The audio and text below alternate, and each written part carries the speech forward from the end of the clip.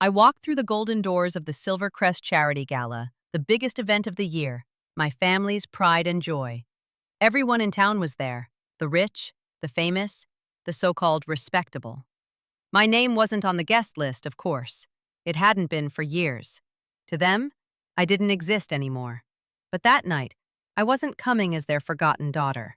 I was coming as the anonymous donor who had funded nearly everything they bragged about. My heart pounded as I stepped onto the marble floor, my heels clicking like tiny drums announcing war.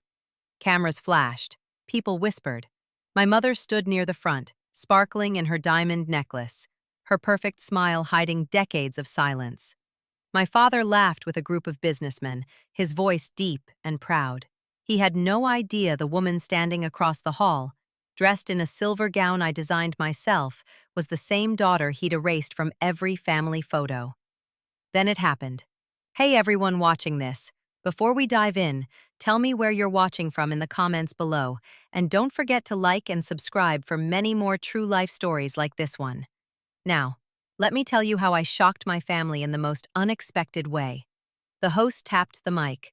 Ladies and gentlemen, tonight's charity has broken every record in history, thanks to one extraordinary anonymous donor. A murmur spread through the crowd. My father stood taller, pretending it might be him. The host smiled and said, "And that donor is Miss Elena Hart." The room froze. Forks stopped clinking. Laughter died mid-breath. Every eye turned toward me. My family's faces drained of color. My mother's lips parted, trembling. My father's champagne glass slipped from his hand and shattered on the floor. I smiled, calm as a storm. Surprise! A few years earlier, things were different. I was the quiet one, the peacemaker, the helper. I thought family was forever. But forever, it seemed, only lasted until I disappointed them. I remember the day they cut me out. My brother posted a photo from our family reunion. Everyone together, laughing. Except me. I wasn't just missing, I'd been cropped out. When I called my mother, she sighed. "Sweetheart, we didn't want things to be awkward." Awkward? After all I'd done? The late nights helping Dad with his reports, the dress I made Mom for her charity dinner, the money I gave my brother when he couldn't pay tuition. It didn't matter. To them, I was a failure, a dropout, the one who turned her back on the family's legacy. Still, I kept helping from afar, quietly, secretly. Maybe some part of me still hoped they'd see I wasn't the shame they thought I was. But that night, standing under those glittering chandeliers, I realized something. They couldn't erase what I'd become. I wasn't the poor girl sleeping on a lumpy couch anymore. I wasn't the one begging for approval. I had built something powerful, something even they depended on without knowing. The crowd erupted in whispers. Reporters started snapping pictures. My mother's hand shook as she set down her glass. My father stared at me as if he'd seen a ghost. You own this?" he stammered. I tilted my head slightly, smiled, and said softly, "Every single piece of it." And just like that, years of silence cracked open in one single moment. But this was only the beginning, because what none of them knew was that I hadn't come back for revenge. I'd come back for truth. And the truth? It was going to tear everything apart. The night after the gala replayed in my head like a movie on repeat. Every gasp, every stunned look, especially my mother's. But what hurt most wasn't that they were shocked to see me. It was that they looked ashamed. Ashamed that I'd come back. A few years earlier, I learned what being forgotten truly felt like. It was a Sunday afternoon when I opened my phone and saw a flood of pictures from the Hart family reunion. My cousins laughing. My siblings posing beside the old oak tree in the backyard. My parents in matching blue shirts. And me? Nowhere. No, only had they not invited me. They'd cropped me out of every picture from years past. The photos that used to hang in our living room, the ones I'd taken myself, were now edited. It was like I had never existed. I remember calling my mom that evening. My voice shook. "Mom, why didn't anyone tell me about the reunion?" She sighed, as if the question annoyed her. "Elena, it was just a small thing. Everyone's busy. You wouldn't have enjoyed it anyway." I felt something inside me sink. So it's true, I whispered. You erased me. There was a long pause before she said quietly, You made your choice when you left med school. You wanted to play dress-up while your siblings made us proud. Then she hung up. I sat there for hours, staring at the phone, the silence heavier than any insult. Still, I tried. I kept reaching out. When my little brother Caleb couldn't afford his tuition one semester, I sent the money anonymously. When Mom's best friend wanted a gown for a charity dinner, I spent 3 nights sewing it, for free. I even sent Dad a handmade leather briefcase on his birthday. He never replied, but I saw him carrying it in a photo later. It was strange. They'd take everything I offered, as long as my name wasn't attached. To them, I was invisible. To me, they were still family. My best friend Maya always told me, You give too much, Elle. They don't deserve you. But I couldn't help it. I kept thinking, maybe if I just show them I care, maybe if I just prove I'm not a failure, they'll love me again. Deep down, I didn't want revenge. I wanted home. One night, I went to drop off a gift at my sister Clara's engagement party. I didn't go inside. I just wanted to leave it by the door, quietly. As I turned to leave, I heard laughter from the open window. Clara's voice, light, cruel, floated out. Oh, don't worry. Elena's not coming. We don't mention her anymore. It's too embarrassing. Can you imagine what people would say? Dropping out to sew clothes? The guests laughed. Even my mother chuckled softly. Something inside me snapped. I didn't cry that time. I didn't call. I didn't send another gift. I just walked away. The night was cold, and the streetlights blurred in my tears. But I felt a strange calm rising inside me. A quiet, fiery calm. That was the night I decided, if they wanted to erase me, fine. But one day, they'd have to remember me. Not as the disappointment they buried, but as the woman they couldn't ignore. I looked out my apartment window that night, the city glowing beneath me like a promise. I whispered to myself, You'll see me again. And when you do, you'll wish you hadn't let me go. And from that moment on, my story stopped being about pain and started being about power. The day my family disowned me wasn't loud. It was quiet, too quiet. And that silence hurt worse than any scream could. I still remember the smell of roasted chicken that evening, the sound of the grandfather clock ticking in the corner, the heavy tension in the air. I had gathered my courage, my dreams, and my trembling hands to tell them the truth. Mom, Dad, I'm leaving med school, I said softly. The room froze. My father's fork clattered onto his plate. My mother's lips parted in disbelief. You what? She asked, her voice shaking. I want to start my own fashion line, I continued, my heart racing. I've already been selling designs online. People love them. Enough, my father's voice boomed, slamming his palm on the table. You're throwing away everything for some childish fantasy. It's not childish, I snapped, tears filling my eyes. It's what I love. I'm good at it. My mother stood up, trembling. Elena, do you know how this will look? Your siblings are doctors, lawyers, successful. And you want to play with fabric? I felt my chest tighten. I don't want to play. I want to build something of my own. But it didn't matter. Their minds were made up before I even spoke. My father pointed toward the door. If you walk away from this family's legacy, don't expect to walk back in. The clock ticked louder. I looked at them one last time.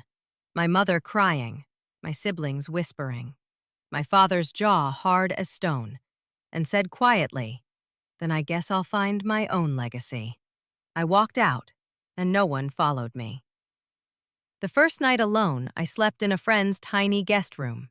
The air mattress squeaked every time I turned. The world outside kept moving, but mine stood still. I thought maybe they'd call. Maybe Mom would text, but the phone stayed silent. I got a job folding clothes at a small fabric store downtown. The pay was little, but every night after work I'd sit by the window sketching designs under a flickering lamp. Dresses, jackets, shoes, dreams that lived only on paper. One night, Maya came over with takeout and saw my sketches.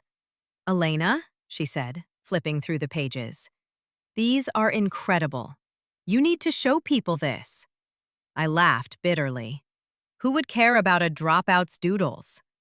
She grinned. "Everyone, once they see what I see."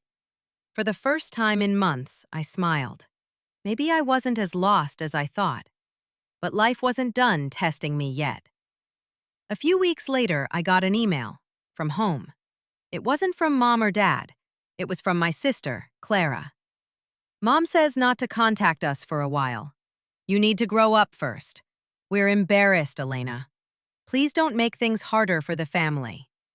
I read it twice, then a third time. My hands shook. Embarrassed. That word burned. I stared at the screen, fighting the tears. All I'd ever wanted was to make them proud. But now, even existing made them ashamed. I closed my laptop and whispered to myself, "Fine. If my dreams break the family, then maybe the family was already cracked." That night, I took out my notebook and wrote 3 words at the top of a blank page: "Start from nothing." And that's exactly what I did. The quiet girl they erased was gone. The woman who replaced her? She would build an empire from scraps and pain. They wanted me invisible, but someday soon they'd see me shine. So bright, they'd have no choice but to look. It's funny how silence can feel heavier than noise. When my family cut me off, the world didn't stop. It just got quieter. Too quiet. The first few months were a blur. I moved into a small one-room apartment above a noisy street cafe. The walls were thin, the window cracked, and at night, I could hear the sound of trains rumbling past. My whole life fit into 2 suitcases and a box of sketchbooks. Every morning, I walked to the fabric store where I worked, Lily's Threads. It wasn't glamorous, but it paid enough for ramen noodles and rent.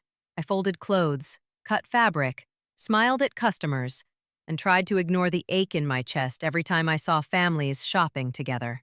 One afternoon, while organizing rolls of fabric, I got a call from a blocked number. My heart leapt. I thought maybe it was Mom, but it was Dad's assistant. "Mr. Hart wanted to remind you to stop using the family name in your online business listings," he said coldly. I froze. I haven't used it. "Well, people are connecting you anyway. The family would like to keep some distance." Click, the line went dead. Even my name, my own name, had become something they didn't want tied to me. That night, I cried quietly into my pillow. Not loud sobs, just small, tired tears. I wasn't angry. I was empty. But life didn't stop just because my heart was broken. Every night after work, I designed clothes under the light of my tiny desk lamp. I stitched until my fingers hurt, using leftover scraps from the store. My first collection wasn't fancy, just a few dresses made from old fabric rolls, but it was mine. When I showed them to my best friend Maya, her eyes lit up. "Elena, these are beautiful. You could start something with this." I shook my head. "No one's going to buy from me. I don't have money, a name, or—" "You have talent," she interrupted firmly, "and I'll help you." So we started small. Maya helped me set up a little online shop. We took pictures of the clothes in her living room using her phone. The first week, no one bought anything.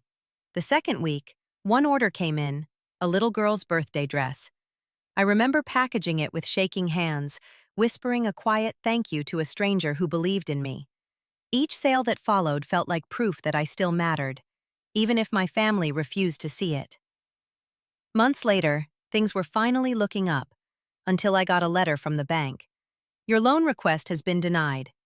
I had applied for a small business loan to expand my shop, just enough to buy proper equipment and fabric. The rejection hit like a slap. When I read the fine print, I realized why. The bank had contacted my father for verification of my background. He'd told them not to support unstable ventures connected to the Hart name. He didn't just abandon me. He made sure I couldn't rise either. Maya found me sitting on the floor, the letter crumpled in my hand. "Elena," she whispered, kneeling beside me. "I don't get it," I said, my voice breaking. "I wasn't asking for help. I just wanted a chance." She looked at me gently. Then take it. Without them. Her words hit me deep. She was right. I didn't need their permission to exist. That night, I made a promise to myself.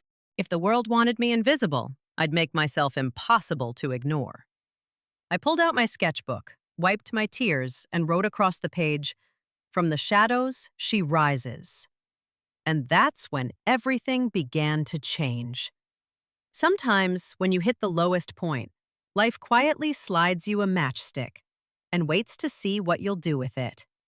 For me, that matchstick came in the form of a single person who believed in me when no one else did. It was a cold morning when Maya dragged me out of bed. "Get dressed," she said. "You're meeting someone." I groaned. "Maya, I'm not in the mood for people." "This one's not just anyone," she insisted, pulling the blanket off me. "Trust me." She took me to a small cafe downtown, the kind where the air smells like coffee and new beginnings. At the corner table sat a tall man in a brown coat, flipping through a sketchbook. My sketchbook. "Maya showed me your designs," he said, smiling. "I'm Daniel. I invest in small startups, creative ones." I froze. "Invest? In me?" He nodded. "Your designs have heart. They're not just clothes, they tell stories. I think the world needs that." For a second, I forgot how to breathe. No one had said words like that to me before. Not my parents, not my teachers, not anyone. We talked for hours. He didn't ask about my past or family, just my vision. By the time we finished, he said, "Let's start small. I'll fund your first fashion show." I wanted to laugh and cry at the same time. That cafe, on that random Tuesday morning, was where my second life began. The weeks that followed were a whirlwind. I worked day and night, sewing until my fingers bled. Maya handled logistics. Daniel found sponsors, and together we pulled off something I never thought possible. My first fashion showcase. It wasn't a fancy event, just a rented hall, some folding chairs, and a lot of hope.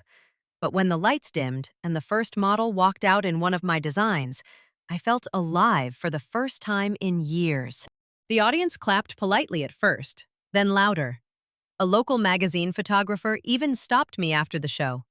"You've got something special," she said. "We'll feature you in our next issue." That night, Maya hugged me tight. "You did it, Elena." I laughed through tears. "No, we did it." I didn't know it yet, but that tiny article would open doors I never imagined possible. Orders began trickling in. My online shop went from one sale a week to dozens. For the first time, I wasn't surviving, I was growing. One morning, Daniel walked in with a stack of documents. "Congratulations," he said, grinning. "You just got your first big contract." I flipped through the papers. Uniforms for a national charity foundation. But when I saw the logo, my hands went cold. It was the Hart Family Trust, my family's charity, the one they worshipped every year. "They placed the order under our supply chain partner," Daniel explained. "They probably don't even know it's your company." I sat back, stunned. My designs, my work, were about to be displayed at the very event my parents bragged about every year. The same event that once erased me. Maya looked at me carefully. "Are you okay?" I nodded slowly, a small smile forming. "Oh, I'm more than okay." It wasn't revenge, not yet. It was irony. Sweet, poetic irony. They'd built their reputation on charity. I was about to rebuild mine by quietly holding it up. That night, I stood by my window again, staring at the city lights that once made me feel small. Now they looked like sparks. Sparks of something bigger, brighter. "I'll help them," I whispered to myself. "But one day, they'll know who made it all possible." And with that, the spark inside me finally caught fire. Success doesn't always come with noise. Sometimes, it arrives quietly, like a sunrise that no one notices until the light hits their face. For years, I stayed in the shadows, but my light was growing, and my family didn't even realize they were standing in it. The first order from the Hart Family Trust went smoothly, better than I could have dreamed. They ordered hundreds of custom uniforms for their scholarship program, and when my designs arrived, the charity's director sent a thank you letter to my company name, not realizing who I was. It was surreal. The foundation that once erased me now relied on my work to look good. Every thread, every stitch, every color choice, mine. And that was just the beginning. Word spread fast. The designs that had once been ignored started catching attention.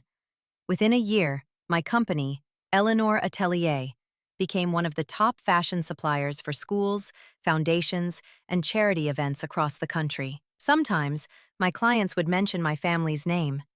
"Oh, you've worked with the Harts before, haven't you?" I'd smile politely. "Yes," I'd say, "in more ways than one."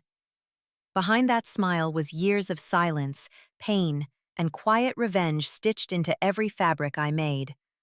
Life finally began to feel stable. I moved into a modest but bright apartment overlooking the city.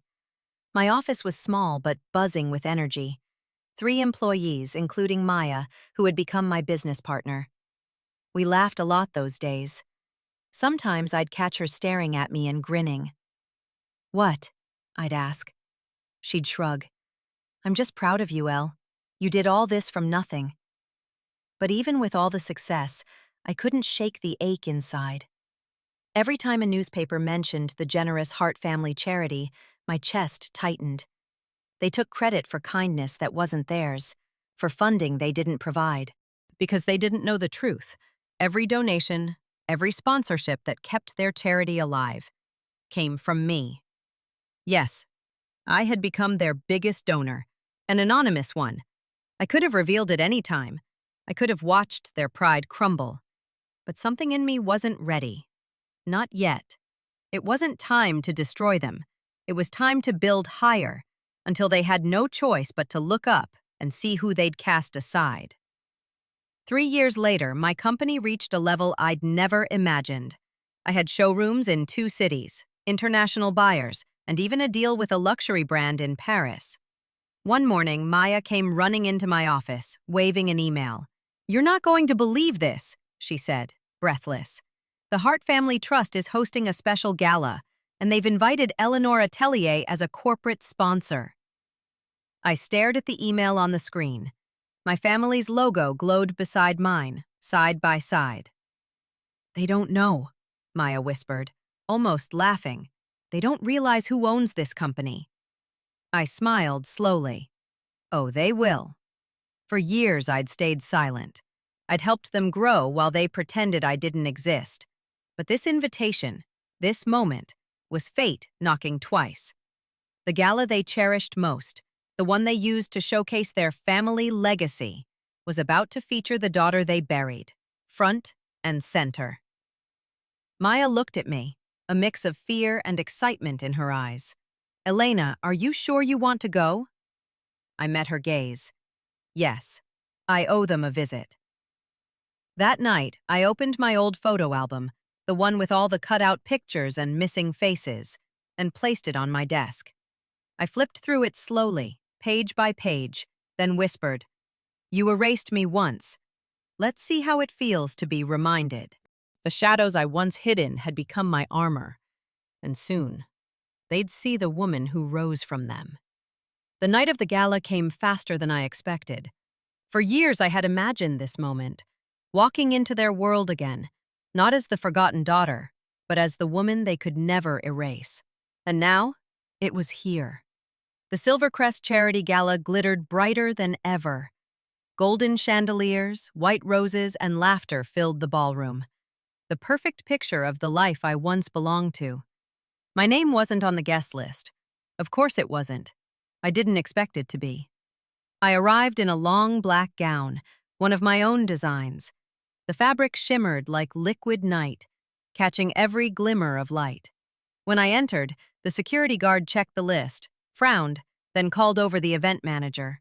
"I'm here representing Eleanor Atelier," I said calmly, handing over my invitation.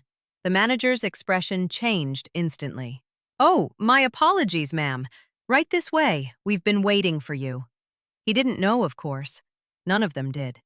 They had no idea that Eleanor Atelier wasn't some faceless brand. It was me. I stepped into the ballroom, and there they were, my family. Dad was by the stage, laughing loudly with the mayor. Mom stood near the center, smiling for photos. Clara, my sister, floated through the crowd in a red gown, perfect as always. For a moment, my breath caught. The years melted away.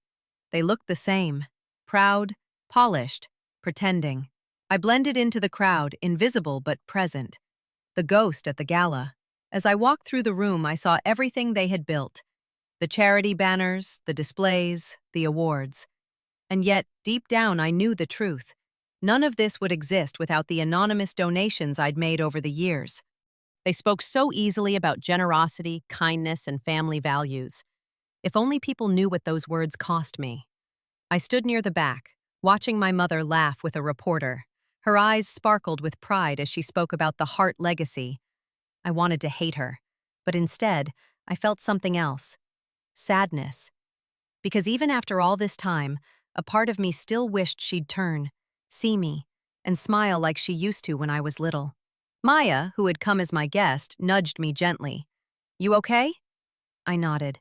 "Just remembering." "Remember, you're not here to relive the past," she whispered. "You're here to reclaim it." She was right. Tonight wasn't about pain. It was about power. Suddenly, the music faded, and the host's voice echoed through the speakers.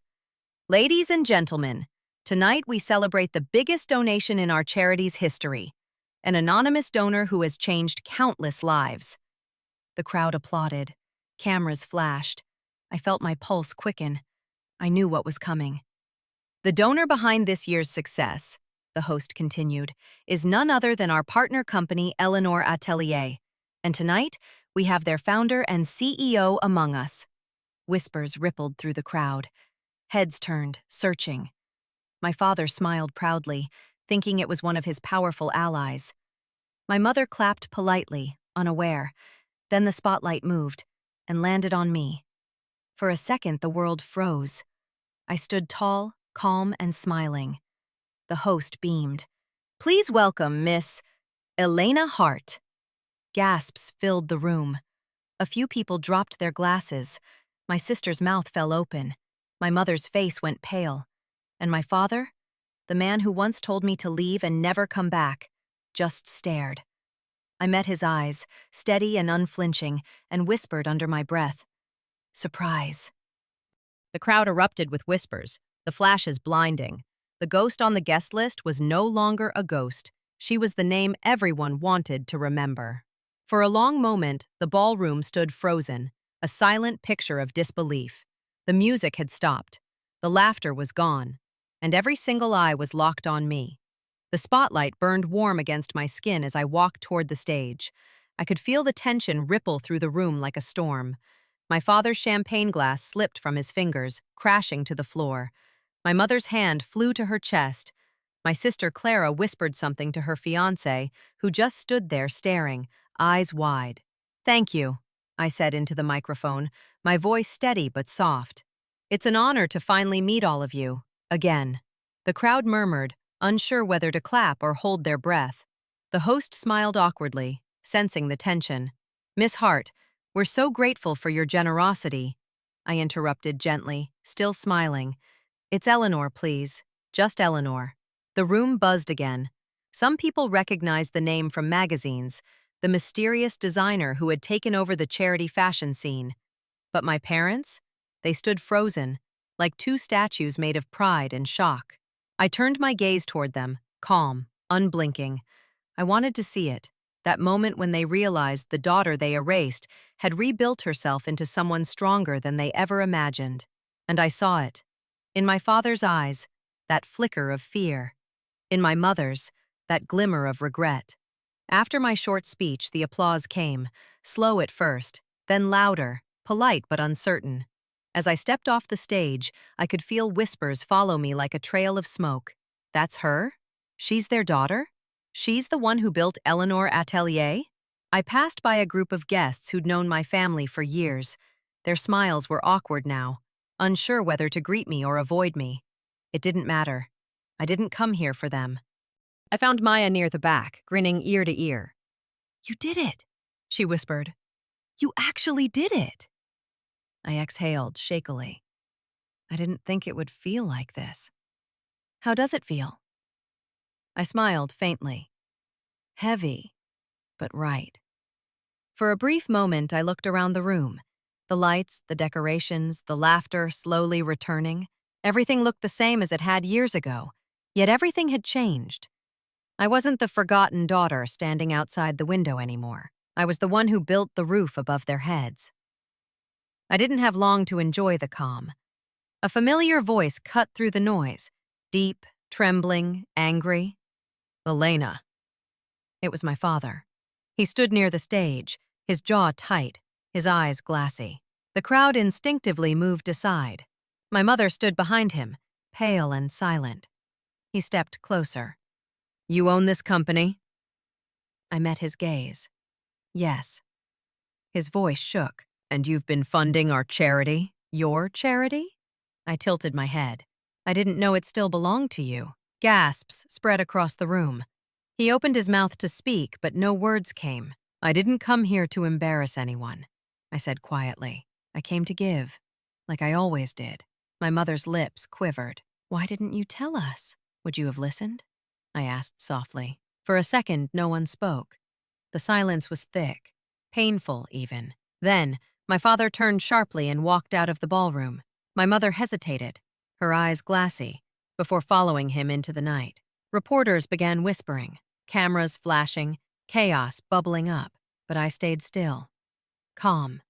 Strong. Maya came beside me and whispered, They can't hide the truth anymore. I nodded. No, but this is only the beginning. Because while they were running from shame, I was walking toward power. By the next morning, the world knew my name. What started as whispers at the gala became headlines by sunrise. And this time, my family couldn't crop me out of the picture. My phone buzzed nonstop. Buzz, buzz, buzz. Every news channel, every gossip site, every morning show, all talking about me. Disowned Hart daughter revealed as secret donor. Eleanor Atelier CEO funds family charity after years of estrangement. Reunion or revenge? The internet went wild. People shared old photos, articles, anything with the word heart in it. Some called me an inspiration. Others called me cold. But the truth? I didn't care what strangers thought. For years, I had been invisible. Now, they couldn't stop saying my name. The only silence came from my family. No calls, no messages, nothing. But I knew them well enough to know. Silence didn't mean calm. It meant panic. I spent the morning in my office, sipping coffee while Maya scrolled through the endless feed of articles. They're spinning stories fast, she said. Half the press thinks this was a revenge stunt. I smirked. And the other half? They think you're a hero. I shrugged. Maybe I'm neither. Maya looked at me, serious now. What do you want, Elle? I stared out the window at the city skyline. My skyline. I want them to stop pretending they're the good ones. I want the truth to breathe for once. She nodded quietly. Then you got exactly what you wanted. But deep down, I wasn't sure. Yes, I had shocked them. Yes, the world finally saw me. But beneath all the noise, there was still that ache. The kind that no success could erase. Because even when you stop needing someone's love, a part of you still remembers what it felt like to want it. When I walked in, the chatter stopped. My father was at the head of the table, his jaw tight. My mother sat beside him, perfectly composed, pretending nothing was wrong. Elena, my father said, standing halfway, thank you for coming. I smiled, calm and cold. You invited me, remember? I thought you wanted transparency.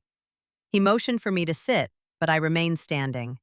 Before we start, I just want to say, it's good to see you all again. It's been, 5 years since you decided I wasn't family anymore?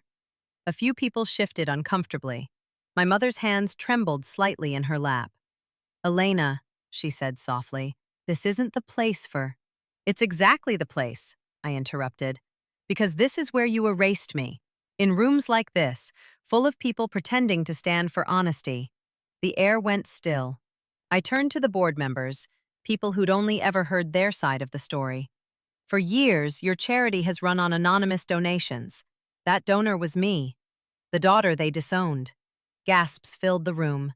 One woman covered her mouth. My father's face turned red. "You're making a scene," he hissed. "No," I said, meeting his glare. "I'm making history." Once the shock settled, I began speaking calmly about the importance of transparency, equal opportunity, and fairness. I shared how Eleanor Atelier wanted to create a new partnership, one focused on truth, not legacy. The board members listened closely. They liked what they heard, not because of my family name, but because of my ideas. They applauded when I finished, and for the first time, I saw something new in their eyes when they looked at me. Respect. Not pity, not shame. Respect. My mother dabbed at her eyes with a tissue. My father sat motionless, his pride cracking like thin glass. When the meeting adjourned, several members came to shake my hand. "We'd be honored to work with you," one said. "It's about time the charity had real leadership." My father's jaw clenched tighter with every handshake I received. As the room cleared, he finally stood. "You think this makes you powerful?" he said quietly. "You humiliated us." I turned slowly. "No, Dad. I exposed the truth you were too afraid to face." "You'll regret this," he said through gritted teeth. "I already did," I replied softly. "For years. Not anymore."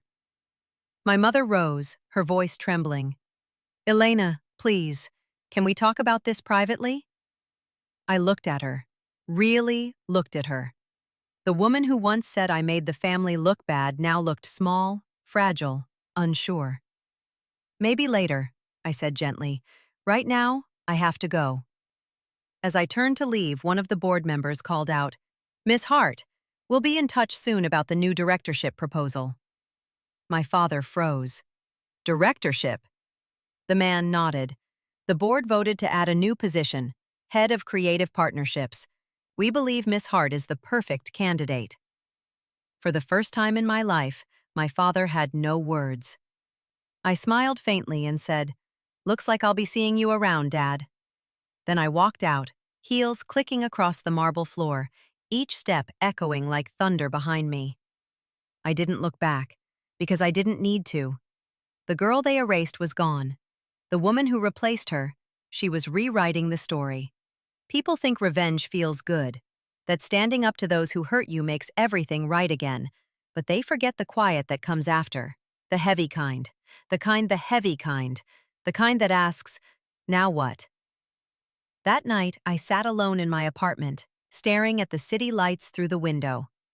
Hours earlier, I had watched my father's face crumble in that boardroom, watched the man who once told me I'd never make it forced to stand in silence as I took my place at the table. And yet, instead of joy, I felt hollow. Maya stopped by later with takeout and a smile.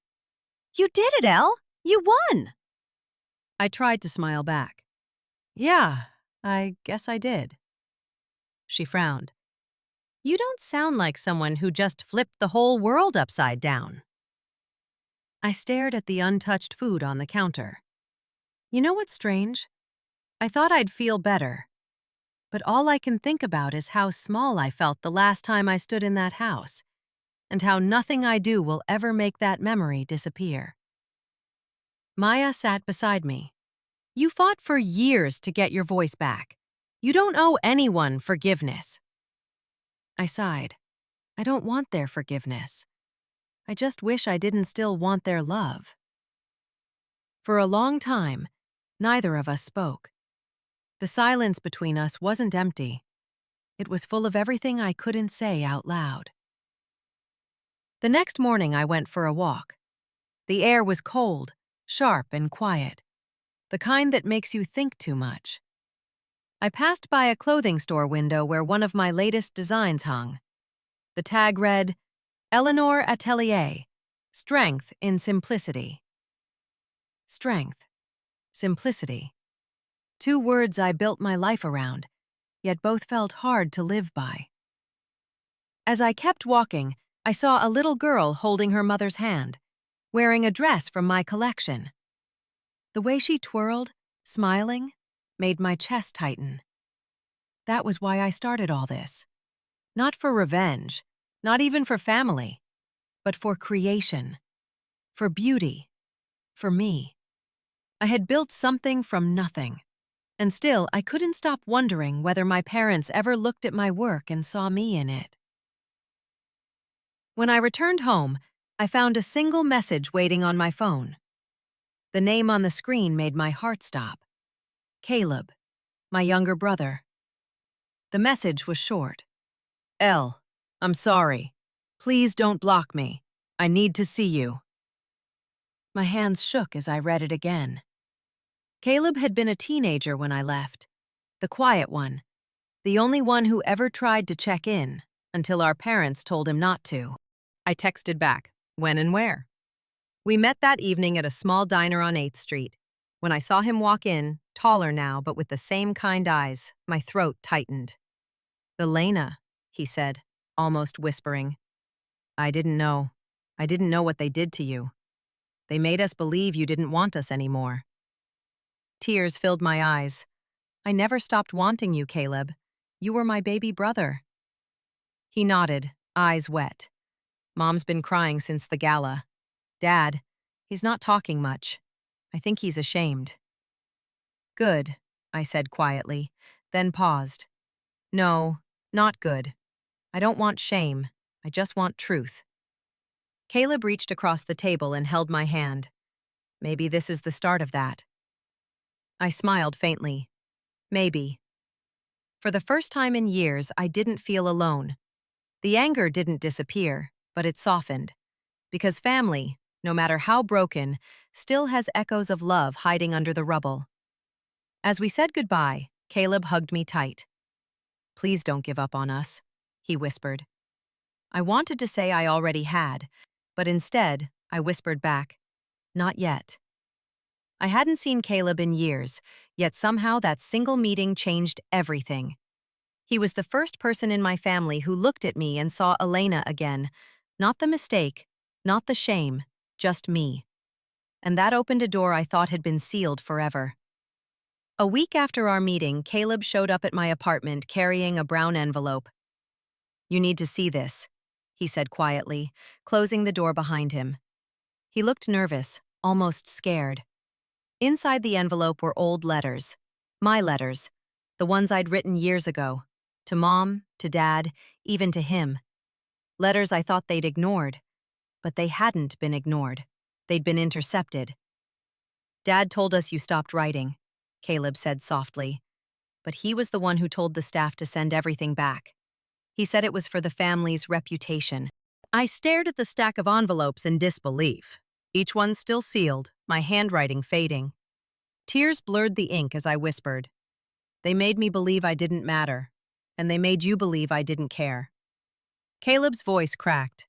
"I didn't know, Elle, I swear." I believed him. He was only a kid then. But the realization hit me like a wave. All those years of silence weren't just pride or distance. They were deliberate lies. My father hadn't just erased me from the family. He'd made sure no one could reach me again. We sat together for hours, talking about everything that had happened. The gala, the confrontation, the fallout. Caleb told me how, after I left, the house changed. It was quieter, sadder, he said. "Mom pretended everything was fine, but sometimes I'd catch her staring at your old photos. She kept them in a drawer." That surprised me. "She kept them?" He nodded. "Dad made her take them off the walls, but she couldn't throw them away." Something inside me softened, even as my anger stayed. Maybe part of her had missed me too, just too afraid to admit it. Caleb leaned forward. "Elle, they were wrong. You didn't deserve what happened. But if there's even a small chance to fix this, will you take it?" I didn't answer right away. I looked at the letters again, the proof of my pain, and thought about all the years I'd spent trying to forget them. Then I whispered, "Maybe, but only if they finally tell the truth." He smiled faintly. "Then I'll help make that happen." And for the first time in a long while, I believed him. A few days later, I woke up to another round of headlines. This time not written by me, not planned by anyone on my team. Exclusive. Hart family used daughter's donations to boost charity image. Anonymous source reveals truth behind Eleanor Atelier funding. My phone lit up with notifications. My PR manager called in a panic.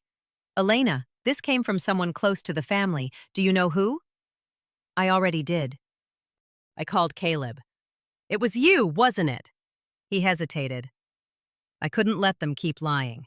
The truth needed to come out. I should have been angry. I should have been worried. But instead, I felt something strange. Relief. Because for once, I wasn't the one fighting alone. The truth was finally out there, raw and undeniable. The Hart Family Trust released a statement that afternoon, promising an internal review and restructuring. My father's name quietly disappeared from the website's leadership page. Maya burst into my office with tears in her eyes. Elle, you did it! Everyone knows the truth now. I looked out the window, the city lights twinkling below. No, Maya, I said softly. We did it. Me, you, and even Caleb. For the first time in years, the world wasn't hearing their version of me. They were finally hearing mine. But as I stared out at the skyline, I knew this wasn't the end. Because while the truth had set me free, it had also set something else in motion, something bigger, something that would change everything. The truth doesn't just set you free, it burns everything that kept you chained. And once the fire started, there was no stopping it. The week after the story broke, chaos followed my family everywhere. News crews camped outside their gates, sponsors pulled out, board members resigned, and my father, the man who built his reputation on honor and charity, refused to speak to anyone. The Hart name, once golden, now shimmered with cracks. Reporters called me nonstop for statements. I didn't answer any of them. I didn't need to. The truth spoke loudly enough. What they didn't know was that I wasn't behind the leak. Caleb was. And even though I hadn't planned it, part of me was grateful. He had done what I never could. Tell the world what my family had hidden behind polished smiles. For years, they used my silence as their shield. Now my voice and my success had become their undoing. One evening, I sat on my balcony, watching the sunset bleed into the city skyline. It was beautiful, the kind of beauty that reminded you endings can also be beginnings. Maya joined me, bringing 2 cups of tea. You know, she said softly, you could have easily crushed them completely. Lawsuits, interviews, all of it. I nodded. I know. So why haven't you? I took a sip before answering. Because that's not who I want to be. I didn't fight to destroy them. I fought to exist, to be seen. Maya smiled gently. You've been seen, Elle, by everyone. I looked out at the city again. Everyone but them. She placed her hand over mine. Give it time. Maybe they'll come to you. I wanted to believe that. I really did. But my family had built walls out of pride. And pride, I'd learned, doesn't crumble easily. 3 nights later, there was a knock at my door. When I opened it, I froze. It was my mother. She looked older, not in years, but in spirit. The flawless elegance she once carried like armor had softened into something almost human. Elena, she said, her voice trembling. Can I come in? I nodded silently. She stepped inside, her eyes scanning the room. My sketches on the wall, my awards, the framed photo of me and Maya at my first show. Tears welled in her eyes. You've built such a beautiful life. I had to, I said quietly. You didn't leave me much choice. She wiped her eyes and whispered, I know. I'm sorry. We thought we were protecting you, and ourselves, but we only hurt you. For the first time, I didn't see the cold woman who had turned me away. I saw a mother who finally understood the cost of silence. She reached into her purse and pulled out something small, an old photograph. It was from years ago. Me, Caleb, and Clara at the beach. My face was faded from where it had once been folded, but still visible. I kept this, she said, even when your father said not to. Tears stung my eyes. Why now? Because the truth broke us, she whispered. But maybe it can also fix us. Before she left, she looked at me and said, Your father won't say it, but he's proud. He just doesn't know how to show it yet.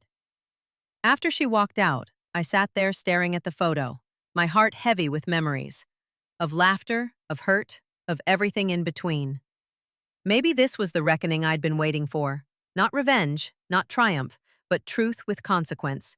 The family that erased me was finally facing what they'd done, and for the first time, they were reaching toward me, not as a burden, but as a bridge. I never thought I'd walk back into that house. The same walls that once echoed with laughter, and later silence, now felt like ghosts waiting for closure. But when Mom called and asked if I would come for dinner, I said yes, not out of weakness, but because I was finally strong enough to face it. When I arrived, the gate creaked open slowly, as if unsure whether to let me in. The driveway, once a path I walked barefoot as a child, felt heavier beneath my heels. Inside, the dining room looked the same. Long polished table, silver cutlery, crystal glasses. Only now, I sat at the head of it. Caleb greeted me with a smile. Clara looked nervous. My mother hovered, wringing her hands. And then, at the far end of the room, came my father. He didn't speak at first, just nodded slightly, a sign of peace or surrender. I couldn't tell which. When everyone finally sat, the silence was thick enough to cut with a knife. Mom spoke first. Elena, thank you for coming. We've all made mistakes, and I think it's time we stop pretending nothing happened. I folded my hands, my voice calm. Pretending is what tore us apart. Caleb nodded. We all see that now. My father cleared his throat, his voice low. I was wrong. 3 words, small but heavy. I thought I was protecting our name, but in doing so, I destroyed something much more important. You. The room fell quiet again. Even the chandelier seemed to stop shimmering. For a moment, I couldn't speak. Hearing those words after so many years felt like being pulled out of a storm I'd learned to live in. I didn't need perfection, I said finally. I just needed you to see me. Not as a mistake, but as your daughter. My mother reached across the table and took my hand. We see you now, Elena.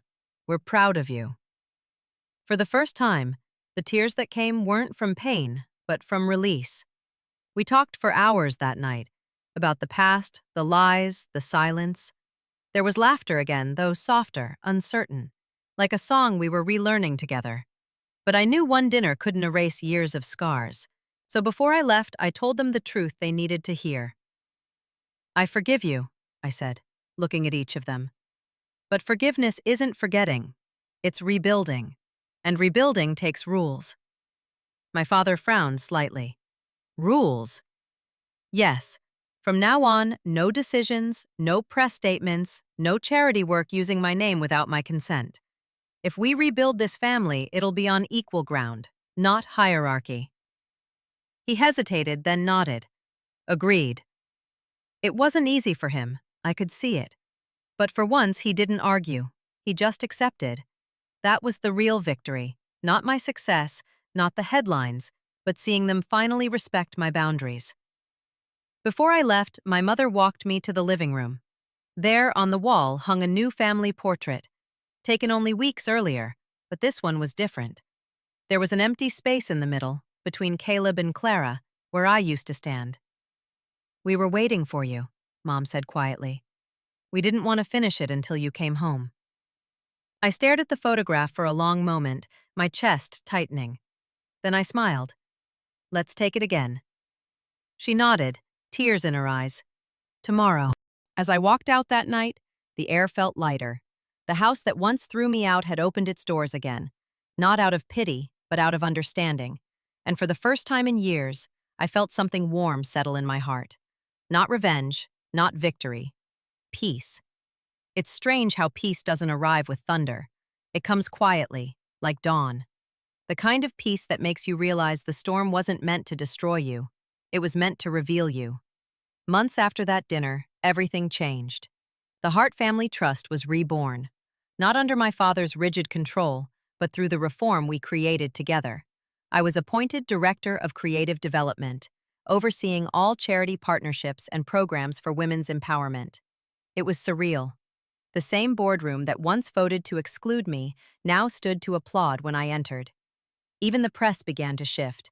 The headlines that once read, "Disowned Daughter Returns," now said, "Elena Hart leads charity revival." For the first time, my family name wasn't a chain around my neck. It was part of something I'd rebuilt with my own hands. Dad rarely spoke much in meetings now, but when he did, it wasn't to command. It was to ask. Mom, on the other hand, became my biggest supporter. She attended my shows, wore my designs, and introduced me to people as my daughter, the designer. It took years of distance and a storm of truth to get here, but we finally found a language that didn't need shouting or shame. It was the language of respect. One afternoon, I visited the old charity workshop, the same one my donations had secretly kept running during the years they forgot me. The walls had been repainted, the floors cleaned, the shelves filled with new supplies. Children ran around laughing, volunteers hummed to soft music, and the air smelled faintly of hope. I sat down beside one of the young girls who was sketching a dress design. "Beautiful work," I said. She looked up shyly. "Do you think I can be a designer one day?" I smiled. "You already are." As she grinned, something inside me healed. The broken piece of my heart that once thought my dreams were a disgrace. Now, they were changing lives. That night, as I packed up my things to leave, I found an old sewing kit in the corner. Dusty, forgotten. The same kind I used to carry when I was struggling. I took it home, placed it on my shelf, and smiled. It was a reminder that the path to peace often begins in pain and ends in purpose. A few weeks later, Mom invited me back for a small family gathering. When I walked in, I noticed something different about the house. The walls, once bare of my face, were filled with photos again. Vacations, graduations, celebrations. And right in the center of the hallway was a brand new portrait. All of us together. But this time, I wasn't standing off to the side or cropped out. I was in the center, hand on Mom's shoulder, smiling. Not perfectly, but truthfully. Dad walked up behind me as I stared at it. "You were right," he said quietly. "We tried to build a legacy on appearances, but you built one on truth." I turned to him. "Truth lasts longer." He nodded, his eyes glassy. "It does." For once, I believed him. That night, as laughter filled the house and Caleb joked about how he technically started the family scandal, I looked around the table, at the same people who once broke me, and realized something. I hadn't just reclaimed my place in the family, I had redefined what family meant. It wasn't about perfection or pride, it was about choice. And I had chosen forgiveness, not because they deserved it, but because I deserved peace. As I stood to leave, I caught my reflection in the framed photo one last time. For years, I had been erased from the story. Now, I was the story. And no one could ever take that away again.